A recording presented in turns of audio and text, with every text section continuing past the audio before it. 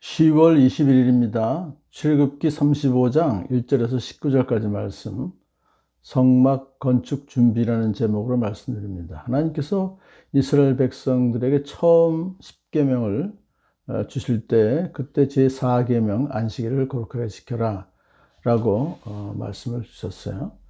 그리고 또 모세가 이제 두 돌판을 처음 받아서 시내산에서 내려오기 직전에도 또 하나님께서 안식일을 지켜야 한다. 그 날을 더럽히는 사람은 반드시 죽여야 한다. 아주 엄하게 또 말씀하셨습니다. 자, 왜 그러면 그때 그렇게 그런 말씀하셨는지를 설명드릴 때, 성막을 짓는 일이 아무리 중요한 일을 할지라도 그것보다 더 중요한 것이 안식일을 지키는 것이다. 그 안식일 지키는 것은 그 어떤 것에도 우선하는 것이다. 그런 뜻으로 안식일은 결국은 우리 사람들을 사랑하시기 때문에 사람들을 위해서 그렇게 그 안식일을 쉬라고 명령하셨던 거예요. 자, 그런데 이번에 이제 또 그 일이 입순 후 80일이 지난 상태에서 또 안식일을 지켜야 한다. 그 날에 일을 하는 사람은 누구든지 사형에 처해야 한다. 이것이 가능했던 것은요, 이스라엘 그 체제가 정치와 종교가 일치하는 그런 신성 국가 형태였기 때문에 이제 그런 사형 처한다라는 그런 조치가 가능했던 것이죠. 지금이 아름다운 일입니다. 그런데 이번에는 그렇게 처음 십계명을 주셨던 때, 그리고 이제 또 처음 두 돌판을 가지고 내려가기 직전에 그런 말씀을 하신 데다가 추가하신 지시사항이 하나 더 추가됐습니다.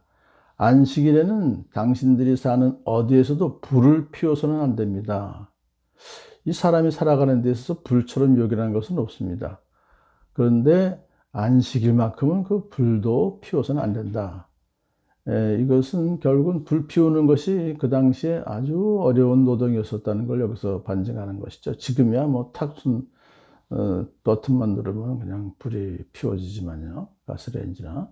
자, 그렇기 때문에 특히 여성들이 아주 그 불 피우고 하는 것이 아주 어려운 일이었었는데요. 그런 모든 사람들에게 철저하게 안식을 하게 하기 위한 하나님의 사랑이죠. 사랑의 표현이죠. 자, 그 엄격하게 그런 불도 펴서 안 된다고 명령하신 것은 안식일을 지키는 것을 형식적으로 하지 말고 보다 적극적이고도 마음속 중심으로부터 그것을 지키어서 사람들을 쉬게 하기 위한 것이죠.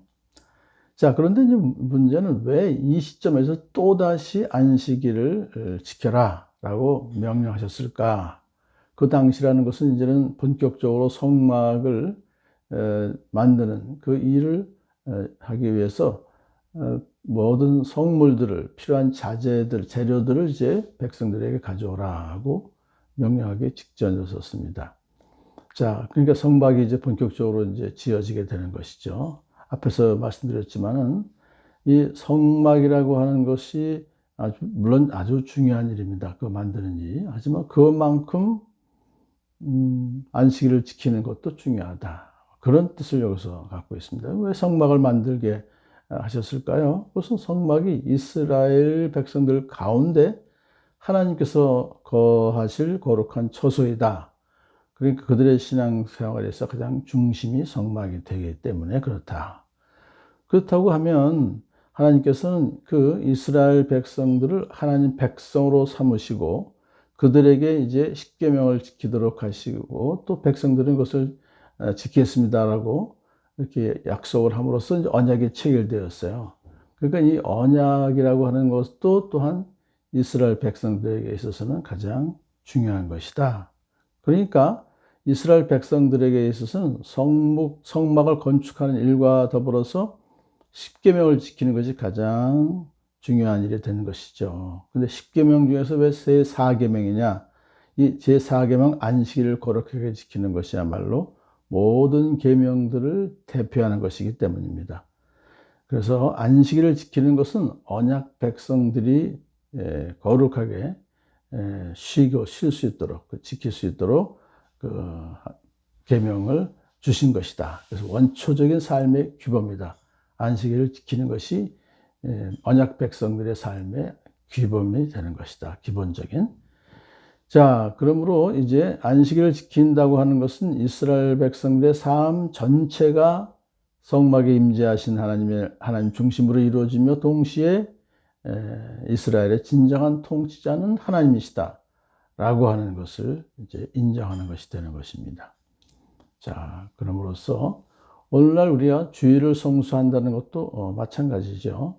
하나님께서 언약 백성인 우리 저와 여러분에게도 주일을 성수함으로써 그날 하루를 쉬면서 창조주 하나님 은혜 베풀어 구원해 주신 예수님을 기억하면서, 그리고 더 그날에 하나님께서 기뻐하시는 또한 그런 삶을 살아가는 그것이 일주일에 한 번씩 필요한 것을 우리가 또한 느낄 수가 있습니다. 자, 이어서 하나님께서는 모세를 통해서 백성들에게 이제 바치고 싶은 사람은 각자의 소유 가운데서 주님께 바칠 예물을 가져오십시오. 이 예물들은 성막을 만드는 재료가 되는 것이고 성막의 기구들을 만드는 재료들이 되는 것이죠. 여기서 바치고 싶은 사람은 이라고 말씀하신 것은 자발적으로 바치라고 하시는 것입니다. 하나님은 온전히 자발적으로 바치는 예물을 기뻐하시죠.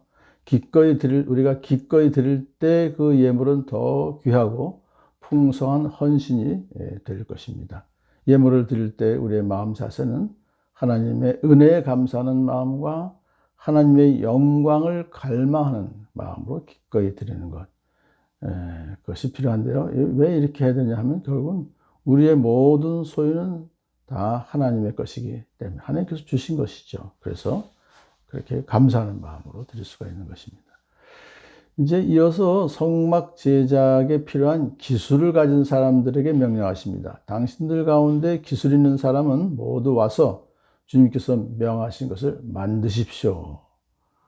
재능 기부가 되는 것입니다. 여기서 개역개정성경은 마음이 지혜로운 자에게 성막을 만들라고 명령하셨다고 했습니다. 그래서 지혜로운 마음을 가진 자, 어떤 사람이냐 하면 성령의 다스림을 받고 거룩하신 하나님을 경외하는 마음을 가진 사람들, 그런 마음을 가진 사람들이야말로 자기의 재능을 하나님께 영광 돌리기 위해서 기쁘게 사용할 수가 있는 것입니다. 자, 이렇게 성막을 짓는 것, 자기 소유와 재능과 시간을 드리는 것입니다. 귀한 예물, 천한 예물이 따로 있는 것이 아니고 성막에서 필요한 것이 무엇이든지 실이건 무슨 금이건 하여튼 자기가 드릴 수 있는 것을 하나님께 정성껏 드리면 되는 것이고, 또 예물에 귀천이 없듯이 재능에도 경중이 따로 있는 것이 아니죠. 아주 부살날과 같이 고도의 기술을 가진 사람만이 아니라 허드레 일을 하는 그런 사람이라 할지라도 하나님께서는 다 그것을 받으시는 것입니다. 성막이 다양한 재료와 또 다양한 기술로 지어지듯이 오늘날 교회 공동체도 성도들의 다양한 헌신과 다양한 은사로 튼튼하게 세워져 나가는 것입니다. 오늘도 교회를 든든하게 세워가는 복된 하루가 되기를 축복합니다.